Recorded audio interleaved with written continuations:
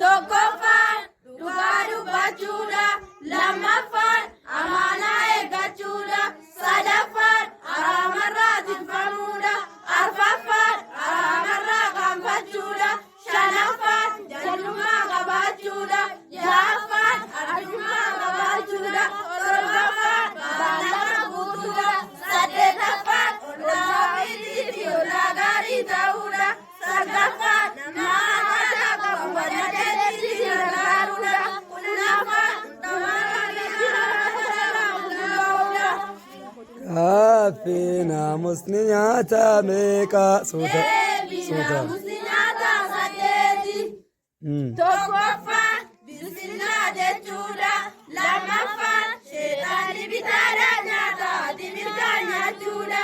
Sadaffaan wanti yaadurraa nyaachuudha. Arfaffaan nyaata wanti dhiyeeffame ayyeessuu dhabuudha. Shanaffaan nyaata dura dhaqee dhiqachuudha. Ja'affaan nyaata hafuufuu dhabuudha.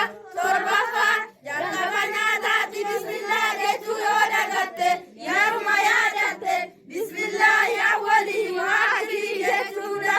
Saddeetaffaan erga nyaatee kaatee zikrii kana jechuudha. Zikrii kana jechuudha. Alhamdulillah illati akramani haadha warragani min gayri hawli minni walaa quwwaamin. Ishee barnoonni fa'a nashiidhaame tokko lama sadi. Barnoonni faadaa kottaa barannu dukkanatti jaamnu osoo hin agarru. Barnoonni hedduudha wanni nu barannu. Tokkoffaan aqiidaa inni nu barannu. Lammaffaan ibaadaa amma qabrii seennu. Sadaffaan akhlaaqaa waan ittiin jiraannu. Arfaffaan siraadaa dhumti waan barannu. Arfaffaan siraadaa dhumti waan barannu.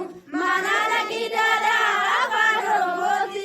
Hidhaa keessaa duubaa nuuf rabbiin hedduuti. Aqiidaa too inni manaasaa tokkooti.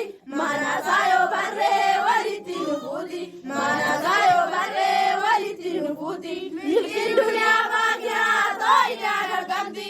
Too inni dhabamnaa leessaa nu argamti. Adaraa barannu too hidha sirriitti. Adaraa barannu too hidha sirriitti. Qodaan too hidhaadhaa afuritti baati. Too hidhuruu biyyaa inni tokkoffaati. Hojii kophaa baasuu maali kusamaawaati. Akka qalba Jeesuu fayyisuu razzaquuti. Akka qalba Jeesuu fayyisuu razzaquuti. Too hidhuruu biyyaa inni lamaffaati. Rabbii kophaa baasuu hojii gabrootaati. Hubataa deemnu tokko tokko isaati. Hubataa deemnu tokko tokko isaati. Too hidhuun asmaa'i wasiifaa inni sadaffaati. Rabbii kophaa baasuu maqaa sifasaati.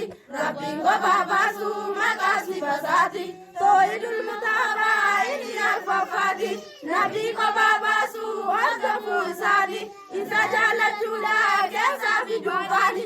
Rabbiin nu haa godhuu hordoftoota isaanii. Rabbiin nu haa godhuu hordoftoota isaanii.